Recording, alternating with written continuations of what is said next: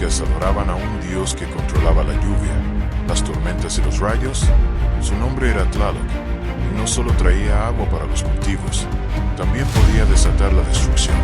Cuando estaba de buenas, traía lluvia y vida, pero si se enojaba, sequías, rayos y granizo arrasaban todo.